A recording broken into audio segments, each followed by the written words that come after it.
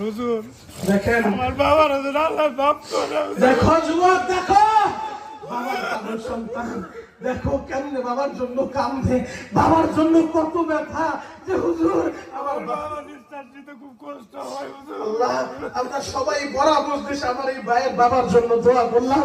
আল্লাহ তার বাবারে পরিপূর্ণ সুস্থ করে দাও। চিৎকার মেরে বলেন আমিন, আরো জোরে বলেন আমিন।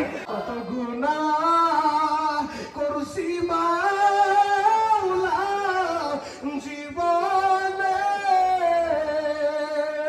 মাফ করে দাও রহমান নামের খাতিরে। ও দয়ার আল্লাহ, একটাবার তাকায় দেখো যুবকগুলো চিৎকার মাইরা মাইরা কান্দে। জীবনের নেশা করবো না, মায়ের কষ্ট দিব না রে আল্লাহ, জীবনে বাবারে কষ্ট দিব না, তুমি ফিরা দিও না। এ সবাই ডাক দাও না ইয়া আল্লাহ, আরো জোরে ডাক দাও না ইয়া আল্লাহ।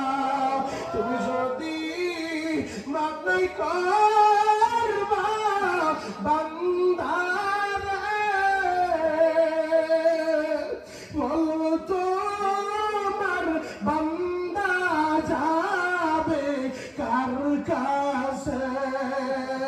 ও দয়ার আল্লাহ, আমি এখন এদেরকে দিয়া বিদায় দিব। আমার কাছে দিবার মতো কিছুই নাই। মুসাফির হালতে দোয়া কইরা গেলাম, এই হাতগুলা তোমার কাছে রাইখা গেলাম। এদেরকে ফজদা করে কবরে নিও না। আল্লাহ চিৎকার মাইরা মাইরা কান্দে, এদেরকে তোমার নবীর স্বপ্নে দেখা দাও। চিৎকার মেরে বলেন না আমিন। এদের মান সম্মান কম নাই, এরপরে এরা কেন কাঁদে জানো?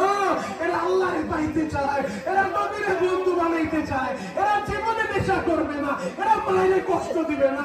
আল্লাহ এদের সবাইকে তোমার কাছে রাখলাম, এদেরকে হজ করার সুযোগ করে দিবা। চিৎকার মেরে বললাম আমিন।